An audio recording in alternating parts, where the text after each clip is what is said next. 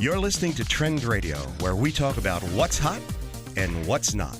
Get into the loop with us. I'm Anthony Vincent. And I'm Elise. And we are your radio gateway to what's trending with beauty, fashion, music, health, and wellness. Elise, who's our guest today? Dr. Kathleen Strajewski. Oh, terrific. Where's she from? She's from Winsong Pet Healing. Oh, very cool. You know, she's so awesome. Yes, she really is. She really is. We'll be talking to her a little bit later on in the show. But coming up, we're going to be talking about sex with an older man. And if you're the older man, we're going to tell you how to keep her happy.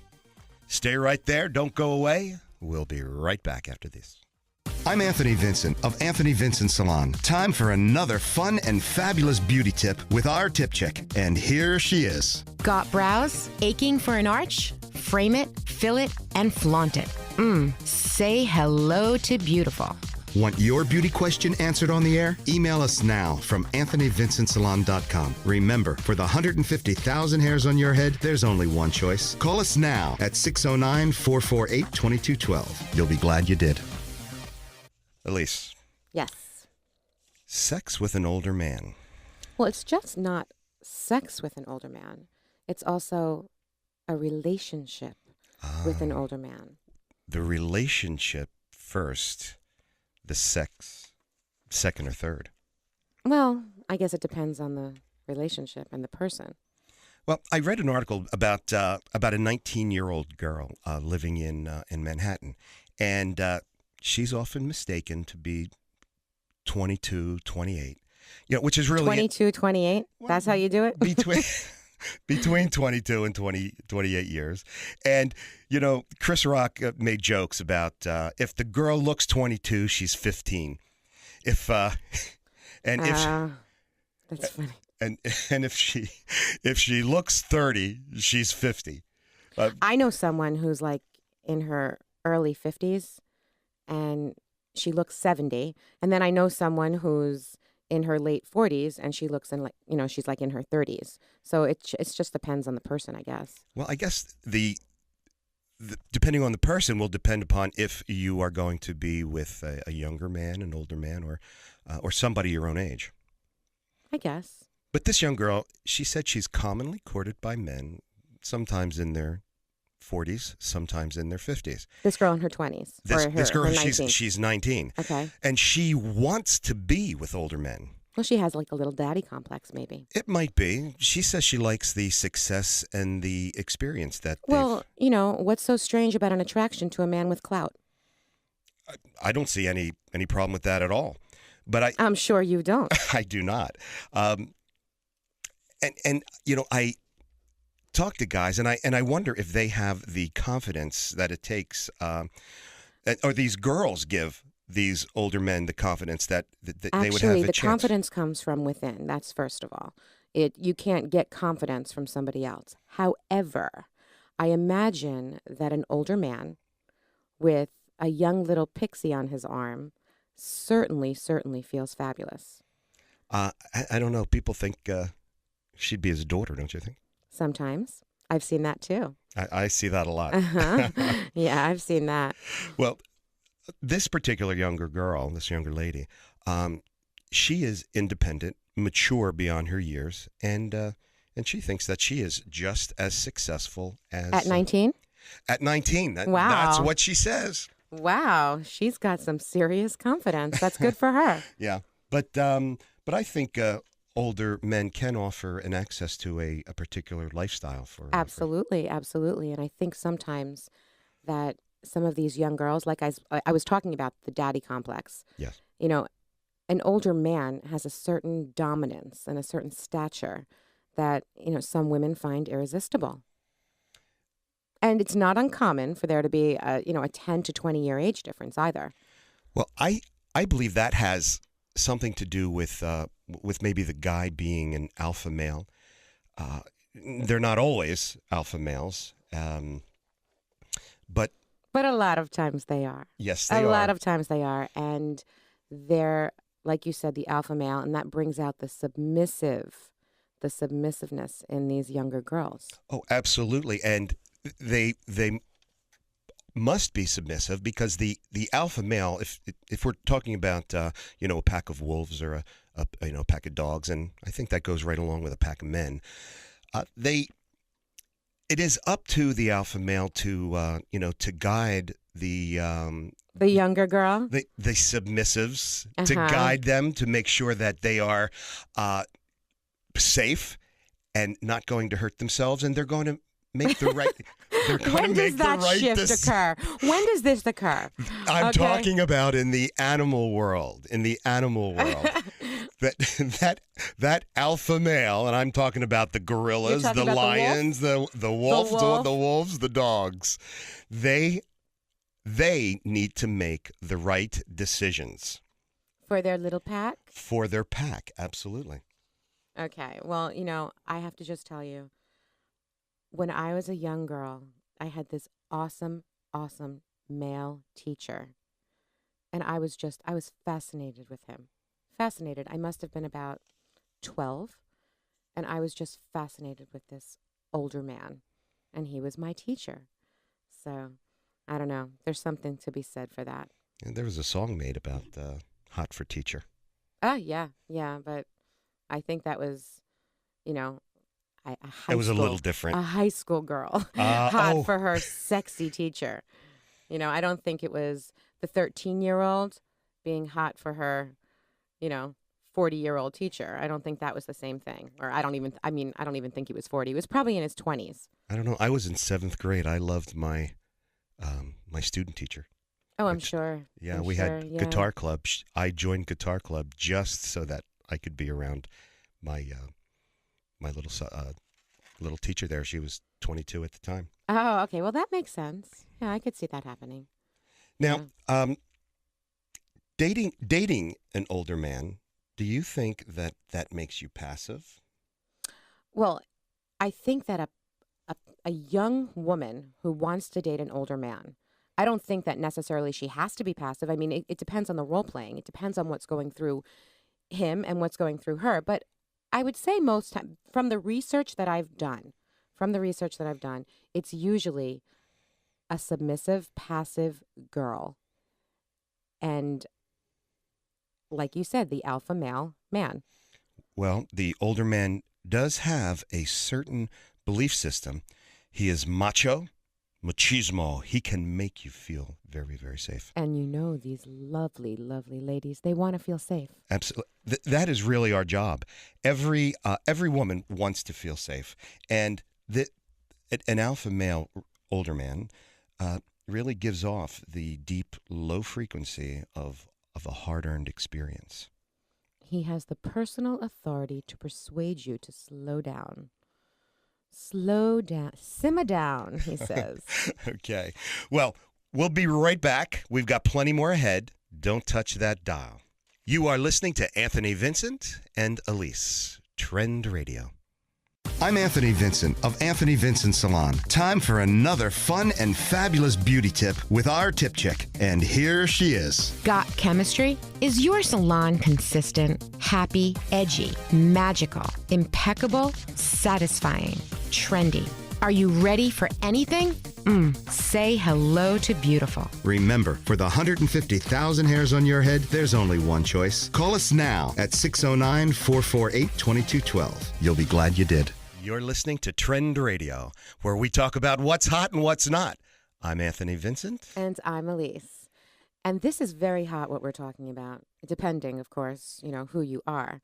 But I'm still on this older man dating thing. I think it's, very, very common. It is very common. More so than we think. It is very common. It is a very common thing. I know a lot of younger women who are dating an older man. Dating, having sex with, just being with the older man. And I think that it has a lot to do, I personally think it has a lot to do with the financial end of it. So are you saying these girls are gold diggers? But not only. Oh, of course not. Some of them are. I know some of them who are. You do? Yeah, they have their steer big daddies. Me away. Steer me away. I wouldn't steer you in the direction of another woman anyway. Thank you. Think about that. But anyway, that's aside not what from I that, meant. Well, what did you mean then? Steer me away. Actually, let me know who the gold diggers are. I'm very, very curious. I know some of them. I told you about that one, that blonde. Remember that one little blonde? Gold digger. Oh my God. All she wanted was the money.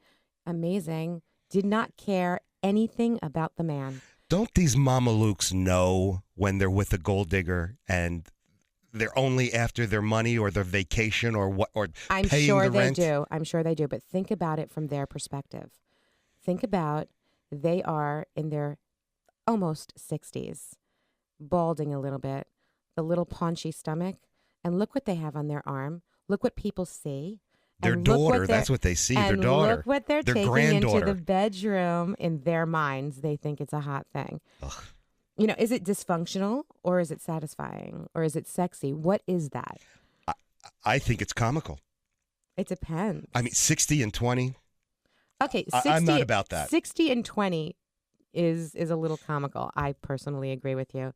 But what's so wrong with, 45 and almost 60?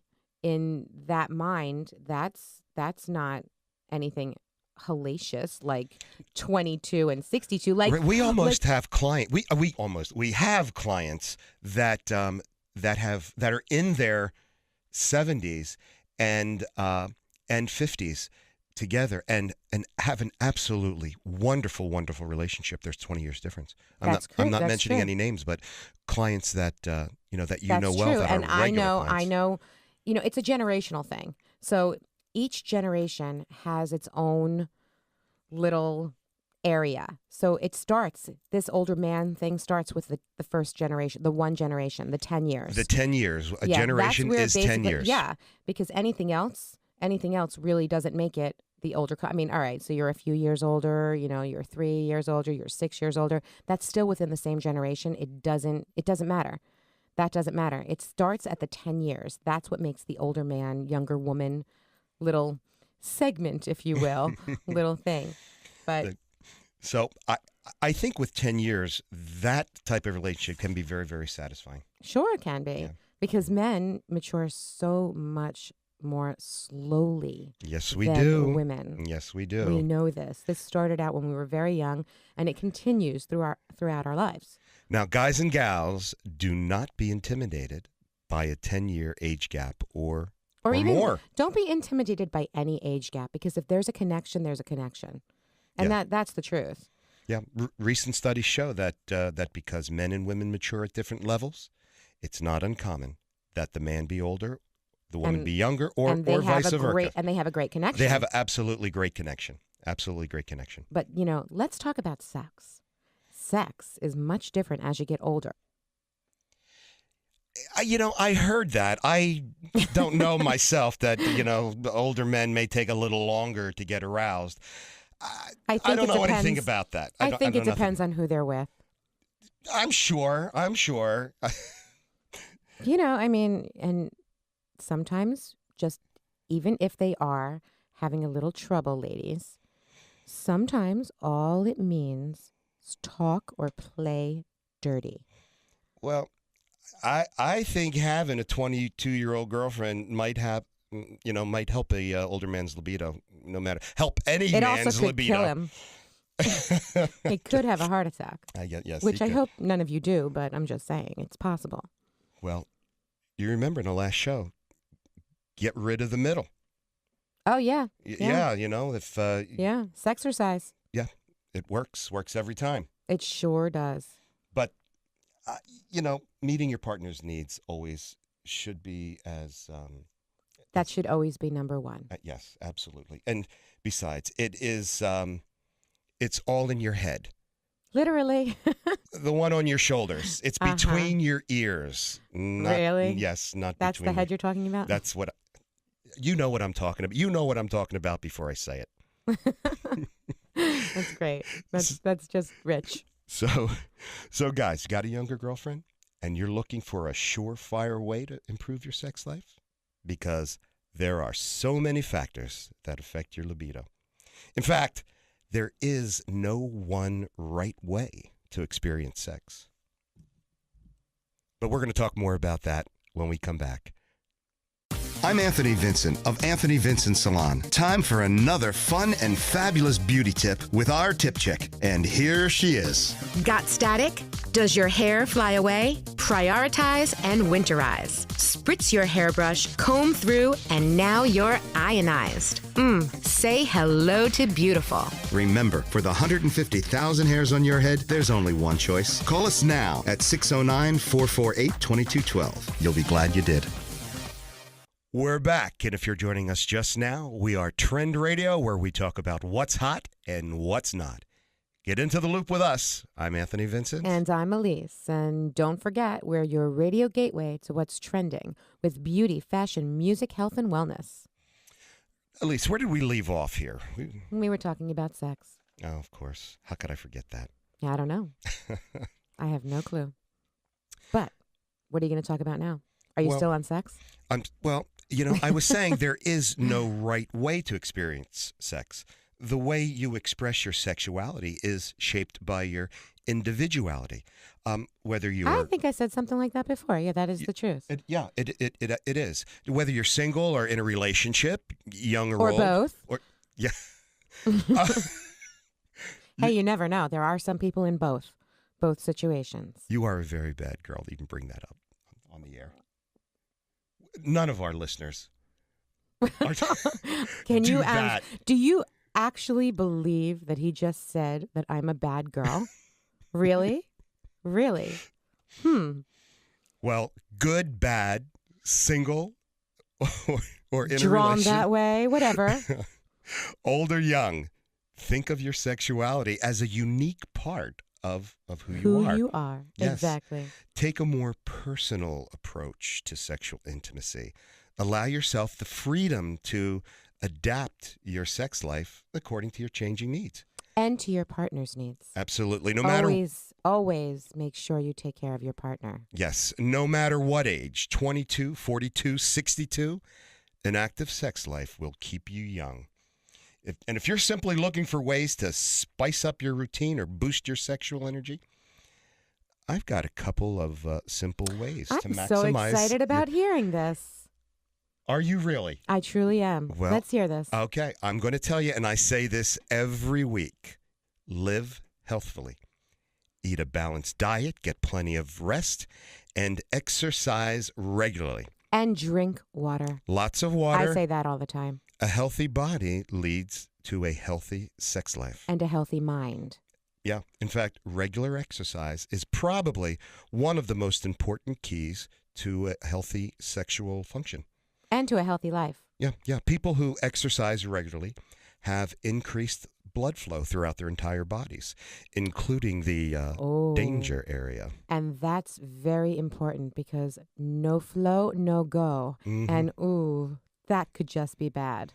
Hey, I go to the gym 5 days a week. Okay. Well, I'm just saying. They can't see you. No. They can't see you. No, because He's actually standing here in the corner right now flexing. I just want you ladies to know that. It's what I do. It's what he does. Yeah, he thinks he's Popeye. Hey, I eats me spinach. But you don't smoke, so that's good.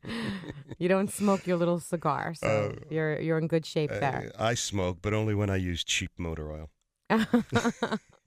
Oh, yeah, that's cute. All right, guys, turn off the TV.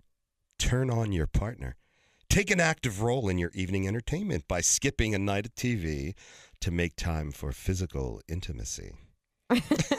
And you sound like you're about to start that now. Do you hear him crooning over here? Wow.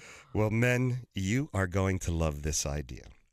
Okay. I can't wait to hear this idea. I'm giving away all of my secrets. This is going to be good, ladies.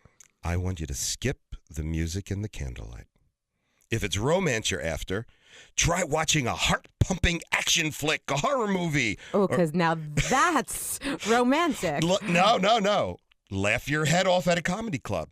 Research has shown that anything that hikes up your heart rate significantly enhances sexual response for men and women. Oh, I could see that. Okay. Yeah. Yeah, that's great. Now, also, you need to pick the perfect time. Now, it's not just a matter of making time for love. It's also about choosing the best time to make love. Some people it's in the morning, some people it's in the afternoon, and some people it's at night right before they go to bed. But Everybody, make sure you have your schedules out so that you can pick your time. no, that's only if you're trying to have a baby. Picking that time. Okay. You remember we talked to Dr. Keegan? I remember. She told us, the hormones. Yes. Yes. It's all about the timing. It is all about the timing. Now, where was I at? Okay, choosing the best time. Now, one study found that women have better, more intense, and more frequent orgasms between the 6th and the 10th day of their menstrual cycle. Really? Yeah. Now, I did not know that, and I am one of those women that you're talking about. And so I did not know that. That's really wonderful news. Yeah, absolutely. Doesn't everybody agree? I'm sure you do. Well, the exact time of the day doesn't make any difference because sex hormones are fairly consistent throughout the course of the day. Really? Yeah. But if you have a little trouble getting glad, 6 to 10 days. Getting glad. Have you gotten glad lately? Wow. 6 to 10 days into the menstrual cycle. I will remember that. Okay, now girls, you are going to love this one. I can't even wait to hear this one. Men, relax. Take your time. Gently massage your lady. Try lavender-scented oils, lotions. Help your partner unwind, get into the mood. It reduces mental stress. Now that's romantic, though. It is. That you can do your candles and your music. Scents inspire different reactions in different people. Find the one that works for you. Great scents for sex are vanilla, cinnamon, pumpkin, and licorice. Find out just I what love the doctor licorice. ordered.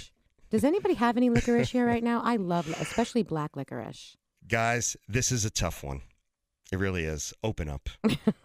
Share your thoughts and your ideas. Talk. When you get home from work, how was your day? I had a nice day. Did you have a good day, darling? You said it was a nice day. I don't even know who he's talking to right now. This is amazing. Just talk and understand and respect each other's moods and dislikes. Yuck. But I hope everyone is very, very happy with this today. I hope they're understanding that they're getting not only therapy, but good information. that's what we do. We are stylists. People come to us for this information to talk to Absolutely us they and do. share their deepest, darkest, dirtiest secrets with us. I'm Anthony Vincent of Anthony Vincent Salon. Time for another fun and fabulous beauty tip with our tip chick. And here she is. Got lashes? Come and get them. Thick, full, and flirty. Individual plumes introduced to your own. No need for anything else. Bat away. Say hello to beautiful. Email us now from AnthonyVincentSalon.com. Remember, for the 150,000 hairs on your head, there's only one choice. Call us now at 609-448-2212. You'll be glad you did. And we're back. Elise? And we are here with our lovely guest, Dr. Kathleen Stryeski from Winsong Pet Healing. And before we actually talk about her, I just want to say she's located right here in Pennington, New Jersey, 21 New Jersey 31. And her phone number is 609-737-2800. The Shops at Pennington. Well, hello there. Hello, Dr. Kathy. Well, good morning, and thank you very much for inviting me as your guest. I'm very excited to be talking about veterinary holistic medicine today. As you should be. It's fabulous. And we're happy to hear about it. I've been hearing about it for some time now, and it is just an honor to have you on the show today. Thank you very much. And we are so happy also to share that you actually have over 30 years experience with Yes, animals. Yes, I was a routine, regular veterinarian for over 20 years. I always wanted to learn about holistic veterinary medicine. There just wasn't enough time in my busy schedule, so I made one of those life-changing decisions to sell my practice. And then I began my studies in Florida 2 years ago, back and forth every month to study acupuncture, Western herbal veterinary medicine, food therapy, etc. And I've completed the 2-year study, And I established Windsong Pet Healing in the summer of last year. Wonderful. And a beautiful office it is, too. Thank you very much. Also, Dr. Kath, let me ask you this. What is the difference between a traditional exam and a holistic exam? It's a difference like night and day. Let me give you an example. Suppose you had a dog that has an allergy, itchy skin. Okay. It's starting to rip its fur apart, biting, chewing, etc. And you decide that it's time to see the veterinarian. So you go to your routine veterinarian, and they will do a brief exam and then concentrate on the skin. You'll probably be dispensed antibiotics, antihistamines, steroids, shampoo, rinses, whatever. And then they'll say, if the dog's not better in 2 weeks, let us know. Well, normally the dog isn't, so you go back again for the second visit. Then they'll do more diagnostics, maybe a skin scraping, a culture, blood work, change the antibiotics, change the medicines, give you different shampoos, and give you different rinses. And then the same thing, if the dog's not better in another 2 weeks, let me know. And so at this point, your dog is suffering for the past month. Right. And stressed out. And these things are only working topically. Right. They also give the dog internal medications like antibiotics, steroids, antihistamines, etc. But then if the dog still isn't better, they move on to, hey, why don't you buy this $50 bag of prescription diet, and let's try that for 4 to 6 weeks and see if it's a food allergy. And if that doesn't work, you get a referral to the dermatologist. Oh, wow. So it's like 2 months so far. Maybe $500 to $1,000 later, and the dog 2 months still may have problems. That the dog is suffering. So if they come to you and take a holistic point of view, what's the difference? Well, first of all, we start with a detailed examination. I'm going to want to know everything. I'm going to know where the dog came from, problems in the past, diets, who else is in the family as far as furry friends. Are there any cats? Are there dogs? I want to know the personality of the pet, if there's any fears or phobias. And then I'll do what we call a traditional Chinese medicine exam. It's a little bit different. We look at different things. But I concentrate on what's wrong with the body. What is out of sync? Why is the dog itching like this? What's the underlying root cause? And that's probably the biggest difference, is the type of examination that we do. So you mentioned something about Chinese herbal therapy. Mm-hmm. And tell us about that. Well, people don't realize that herbal therapy has been around for thousands of years. We all know that in the beginning of medicine, that the knowledge of herbals were transferred from village elder to village elder, from herbalist to herbalist through the generations, first word of mouth, then written word. And they were able to sort out toxic herbs from healthy herbs. And we've had thousands of years of experience in this. We know that plants are on this earth for people and animals to enjoy. There's no specific plants for dogs. There's no specific plants for people.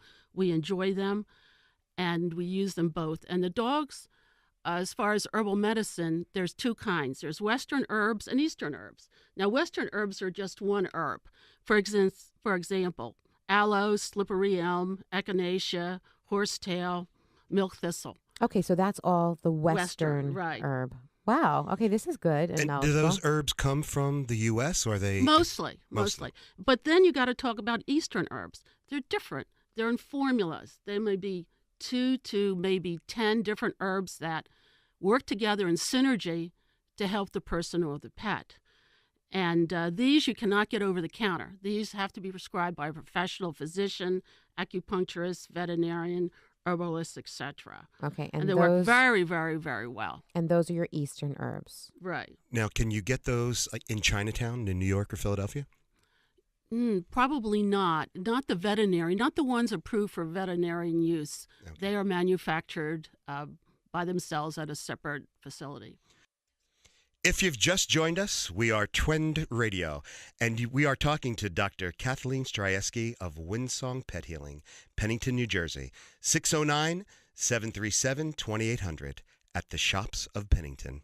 I'm Anthony Vincent of Anthony Vincent Salon. Time for another fun and fabulous beauty tip with our tip chick. And here she is. Got lips? Want that perfect pout? Find the hue that's right for you. Easy as 1, 2, 3. Shape, stain, and shimmer. Same shade, Say hello to beautiful. Email us now from AnthonyVincentSalon.com. Remember, for the 150,000 hairs on your head, there's only one choice. Call us now at 609-448-2212. You'll be glad you did. If you're just joining us, we are talking with Dr. Kathleen Stryeski of Windsong Pet Healing.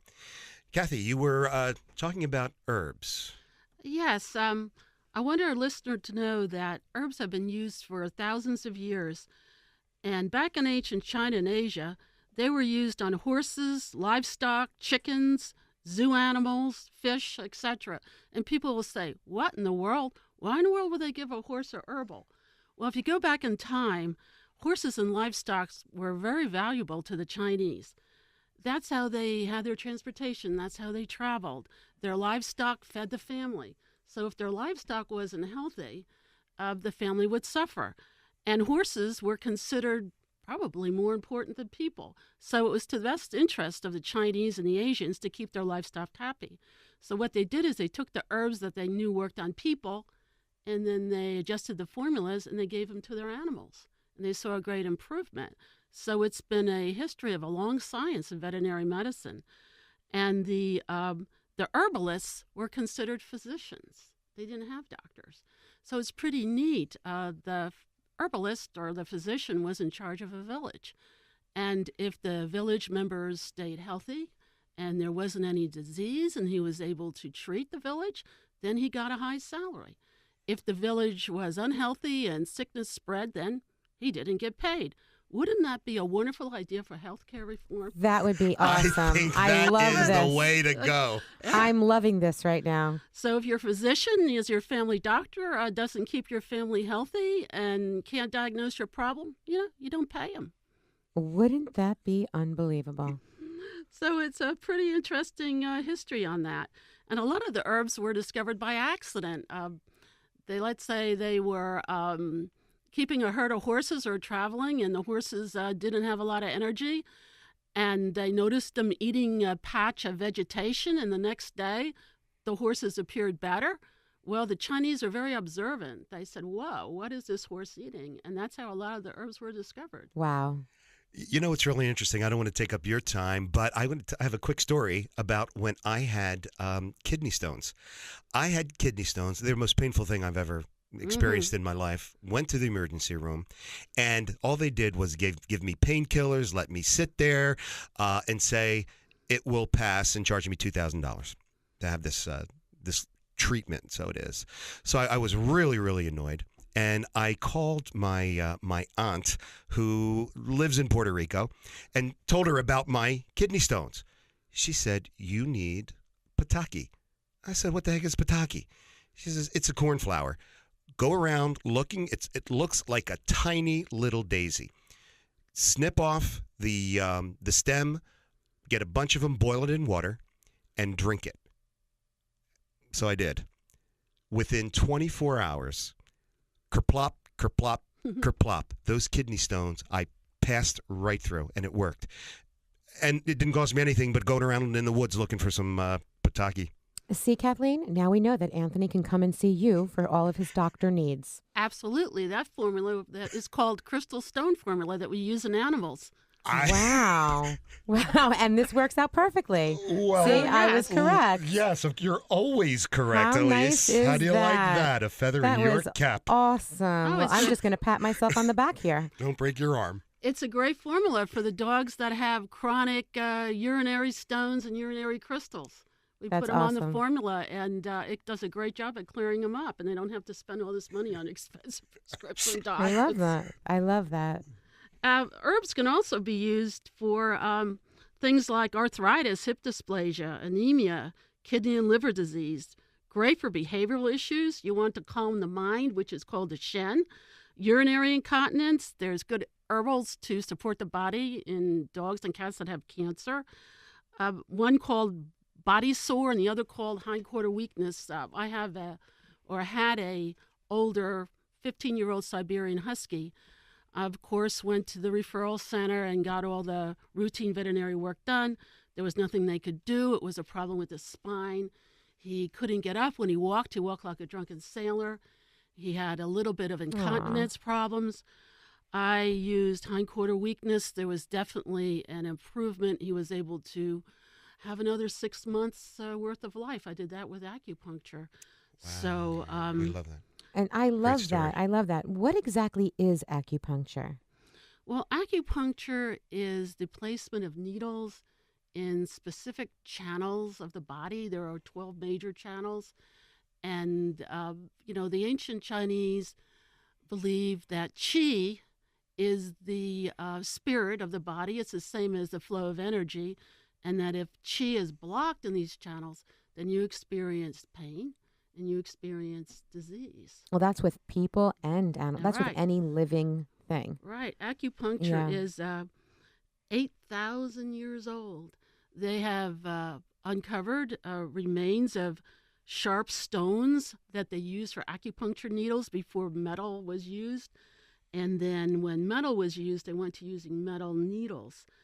The most interesting part about this is they did acupuncture on horses 3,000 years ago.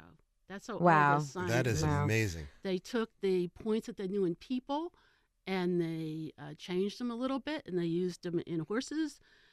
The first veterinary book on acupuncture was written in 300 AD. Wow. That's how advanced they were. Wow. The first illustrated veterinary acupuncture book was 700 AD. See, isn't that amazing? Do you have And- any copies of this, or Yeah, I'm sure you it's could- out there, but it's all in Chinese. It's not translated. Oh. You can't read it. And then they used acupuncture. Again, horses were the number one animal, but they used it on livestock. There's reports of chickens having acupuncture, llamas, sheep, goats. It wasn't just in China. It was in that whole area. Is there a difference between acupuncture and acupressure? Yes. Okay. Acupressure you can do. It's the same points, and you apply, let's say, finger pressure Okay. to that area. But you're not actually puncturing. the No, you're not skin. using needles. Acupuncture has to be done by a professional. It takes a lot of training. It took me 6 months to go through the program, and then another 6 months doing case reports. And as soon as they're approved, I'll have my certification. But it's been a year just in learning about acupuncture. It's difficult. It's a 4-hour closed book exam, which you have to get above a 75. It's an oral examination on the points, and it's pretty tough to get. That's why there's not a lot of veterinary acupuncturists out there. There's a lot of time you have to devote to study. Wow. Yeah, I imagine it is, especially if you're sticking a needle in to. But it's become so mainstream. If you go to any of the local emergency centers, they have an acupuncturist on staff. Do they really? Hmm. So it's, overseas they use acupuncture for anesthesia. We haven't, gone that far in this country, but it's they use it for a whole bunch of medical condition, and it works. Wow, that's wonderful. do you use food therapy? And Ah. if you do, what is it? Food therapy, I use every day of practice. I use it more than herbal, and I use it more than acupuncture because it's so important. And to understand food therapy, you have to know that each food has different energetics. You know this, but you don't think about it. For instance, it's a hot day. It's 90 degrees. Would you really cook a leg of lamb? No, because you know that it's a warming food. You know that. Cooling foods would be, for instance, turkey is a cooling food. Duck is a cooling food. So all the foods have different energetics. And to really understand food therapy, you kind of have to go through the history of dog food. So if we have time, And we do. we might want to talk about that because it's super, super interesting. Oh, Yeah. tell us about it. I'm curious. Yeah, go ahead.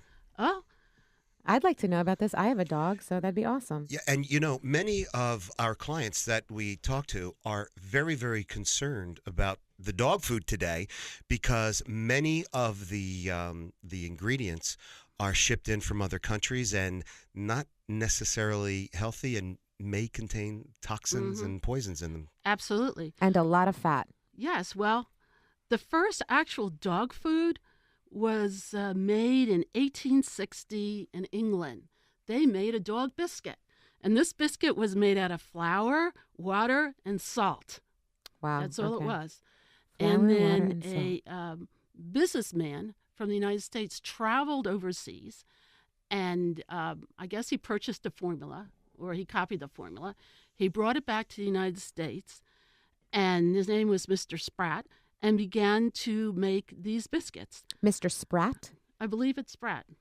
Okay. And so he began to experiment with the biscuit and tried to make it into a kind of like a ground food or dry food, but their number one problem was mold.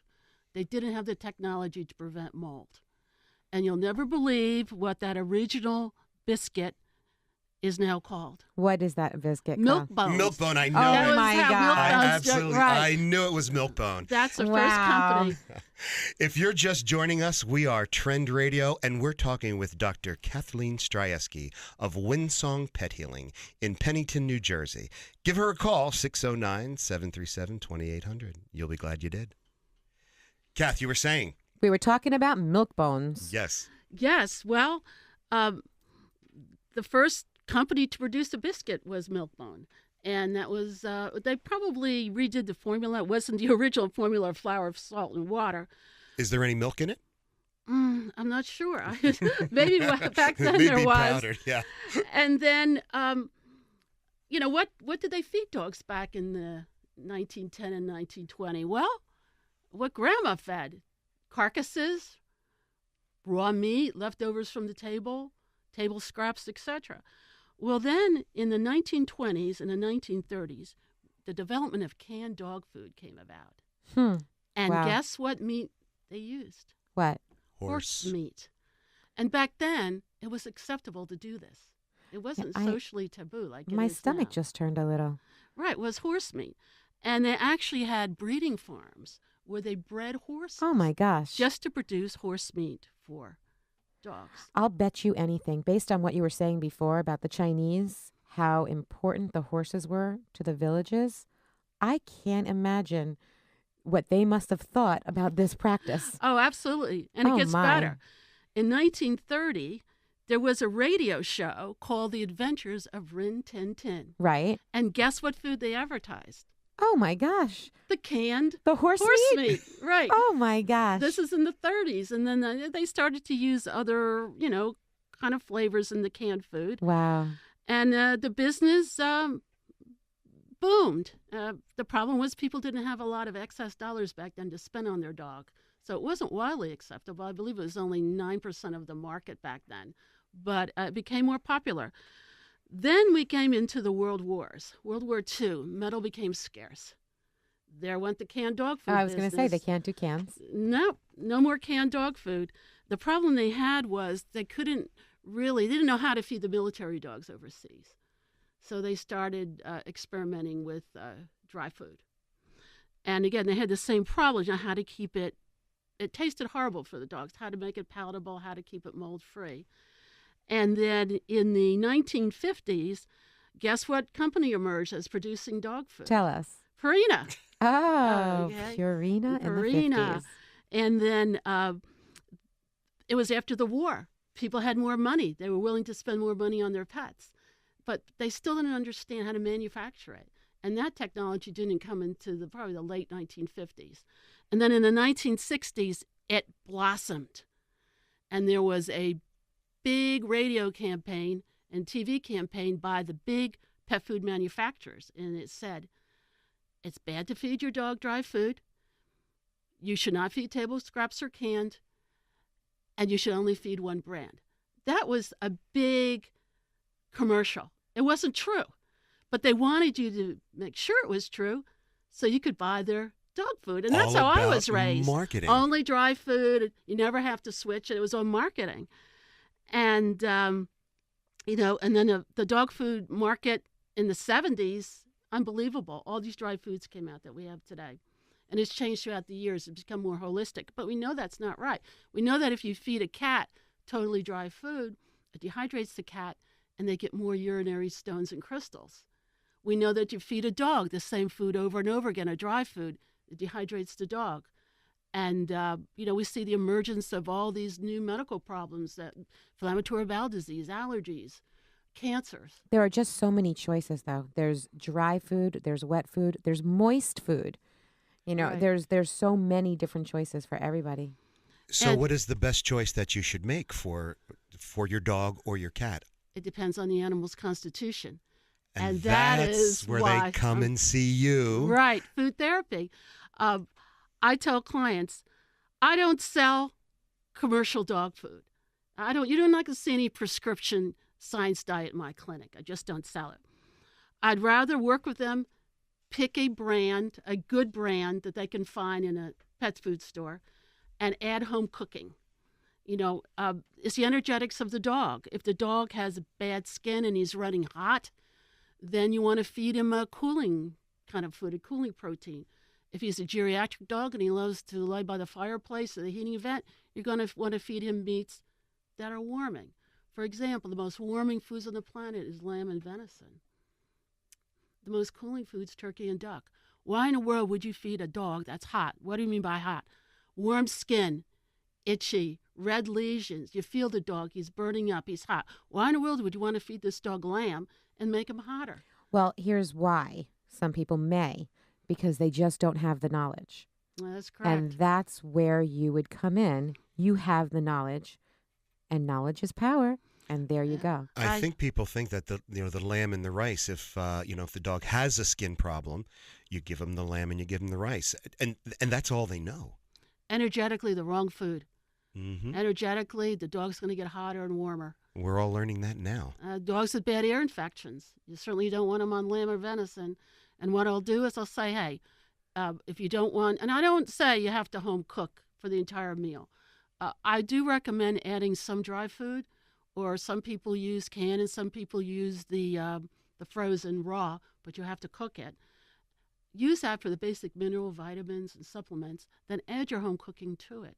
You know, if the dog's running hot, let's get him on some broccoli. Let's get him on some spinach. I was just about to ask about fruits and vegetables. Do you recommend that you give your pets fruits and vegetables? There's a lot of fruits and vegetables you can give. You'd want to stay away from grapes and raisins and things Right. like that. But in the summer, if let's say you have a horse that's out in pasture that's hot, or you have a dog that's been outside and he's hot, the best food in the world to feed him, the horse is watermelon rinds, and the dog is just fresh watermelon without the seeds. What about apples? Apples are fine. Apples are sour. Oh, a my lot of dog times. loves But apples. apples, everything in moderation, makes the dog, feel better. She loves watermelon too, my dog.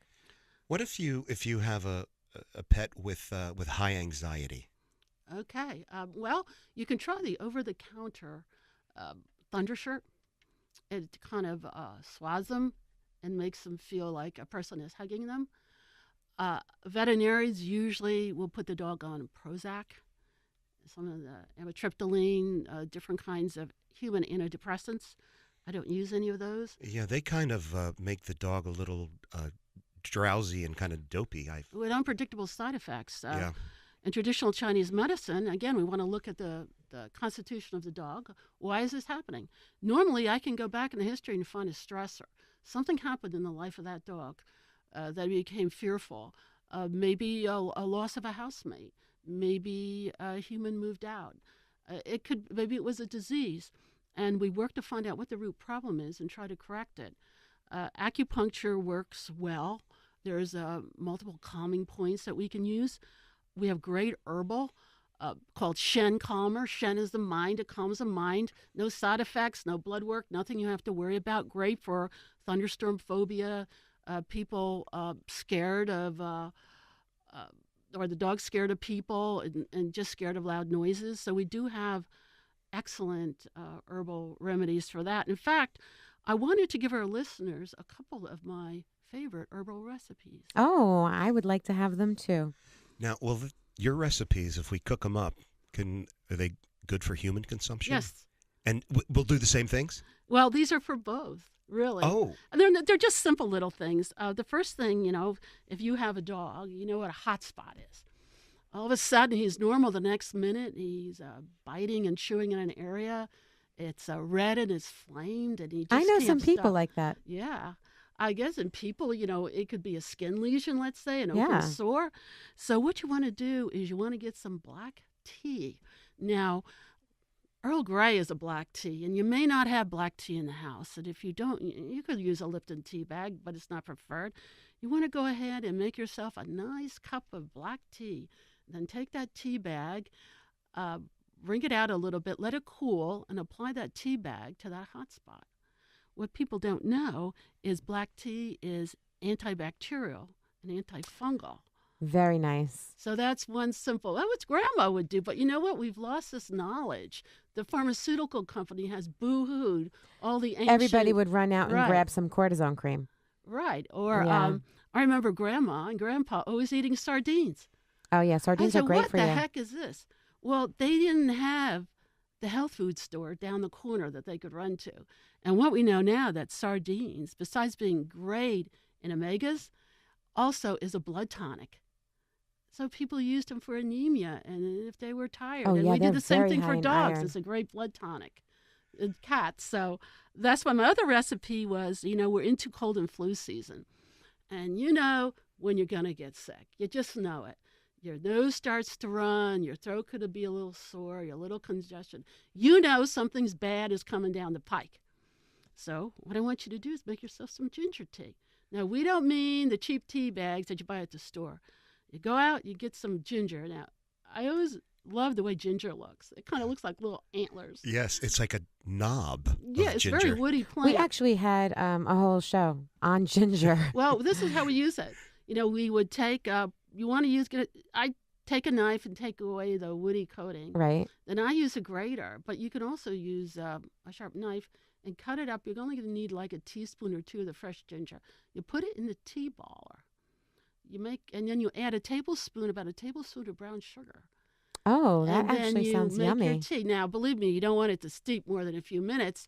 5 minutes, this stuff's pretty strong. And what ginger does is it releases energy to the outside of the body. So it will take those pathogens and move them out, moves them to your skin where they're sweated out. So if you drink your ginger tea every 2 to 3 hours, when you first feel that cold coming on, it could very well prevent it. That What is about- absolutely amazing. What about eating it information. straight? You can.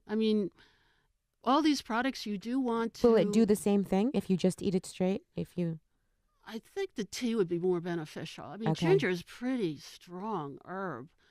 And in dogs, you can do the same thing. You could make a tea if they have a respiratory and just put it over their food, a nice cool tea. I actually have the cheap ginger tea that I got. I actually got it at the Asian market. Now, so if I am going to, make the ginger tea like you suggested, is that something that I could take on a daily basis or a couple of times a week just for general health, or is it only when you feel a cold coming on? Well, you'd want to use it every few hours that first day. That's if you're But not also, feeling well. suppose snow's coming. You're out there, and you have to do work outside, or you're out shoveling, or you're waiting for the bus, or you're waiting for your ride, and you get cold. Your feet are cold, your hands are cold. Ginger tea when you get home. Make yourself some ginger tea, and go ahead and make yourself some warming foods. Another very warming food is oatmeal and raisins in the morning. When you wake up cold I and love oatmeal. your feet hurt and your joints hurt, make yourself some real oatmeal with some raisins. And Steel that oats. definitely will help. Nice. Well, that's great. You are just a wealth of information. But, I'm very curious. I'd love you to tell us about the atmosphere at Windsong. When I constructed the animal clinic, I wanted it to be very zen-like. I wanted it to be relaxed. So we have one of those water fountains on the wall. I know it's beautiful. We have comfy chairs, plants. We're not rushed there. We don't double book. For my holistic appointments, it's an hour. And Yeah, I'm all yours. Your animal is king or queen. The setup is beautiful, and the color choices are so calming. Right. And then we have leather sofas in the exam rooms and automatic lift tables. And Tell us about the automatic lift tables, because I thought that was the most interesting thing that I've ever seen. At at my that old vet's office. age, I am tired of lifting animals. So these are just, they have anti-slip mats. So they just walk on them, and there's a built-in scale, and I can adjust them. Because in acupuncture, a lot of times I have to get up under the animal.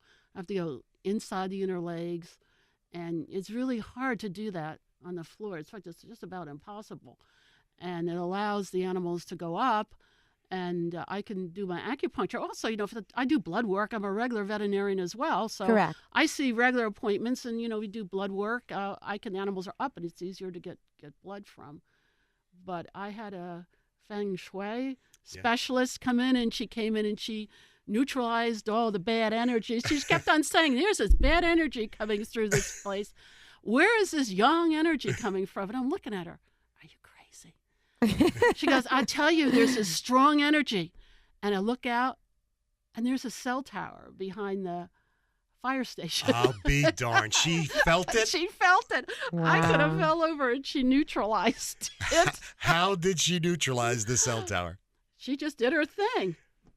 Yeah. I don't really know, but she has this little meter she was reading this energy off of. And she did the whole building, and then she said, oh, it's back here too. And I look, and that's where the Verizon internet and phone system came in. How cool is That was that? pretty cool. I was pretty darn impressed. How awesome is that? That's what we need in the salon, although we have no negative energy in the salon that I know about. I'd be interested. Believe me. And then, she helped me pick the color schemes and everything. Yeah. Oh, it is beautiful. I know it is. It's It is so well lovely, done. very lovely. It And I really is. love that the waterfall as you walk in. There's a waterfall on the wall, and it's just very, Very calming. relaxing. It's very soothing. That's what I wanted the whole thing. Just a good atmosphere. And then, I know the exams can be lengthy. If they come in it takes me an hour usually to get the history and examine it. And I do a lot of talking. I probably talk too much. And sometimes, if they want acupuncture, it's another 30 minutes. We also have lots of, we have bottled water and things like that for the clients. So it's a pretty nice atmosphere. I also wanted to talk a little bit more on the benefits of acupuncture. Oh, sure, yeah. Because there are some things that acupuncture can do. I know a lot of your listeners probably had acupuncture for themselves. But on dogs, it's great. One of the best things in the world for pain, arthritis, hip dysplasia. It's good for any internal dysfunction like liver and kidney disease, urinary dribbling, incontinence, behavioral problems.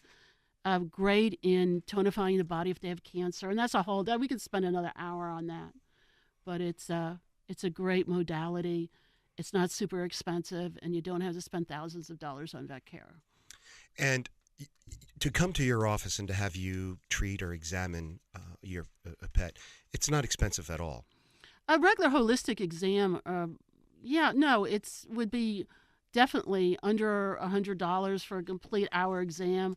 And then, if you wanted acupuncture, the whole thing probably wouldn't be over like maybe $150, $160. That's for an hour and a half for the veterinarian. That's pretty good. That's an excellent value for what they're getting. Well, if you have just joined us, we have been talking with Kathleen Strajewski from Winsong Pet Healing. If you want to give her a call, you should. She is in Pennington, New Jersey at the Shops of Pennington. You can reach her at 609-737-2800. That's 737-2800. Call her now. You'll be glad you did. Now, you've been listening to Trend Radio, where we talk about what's hot and what's not every Saturday morning at 10 a.m. If you have a topic of interest that you want us to talk about or you'd like to be a guest on our show, email us now, trendradio920@gmail.com. You'll be glad you did. I'm Anthony Vincent. And I'm Elise. We'll talk to you next week. Bye for now.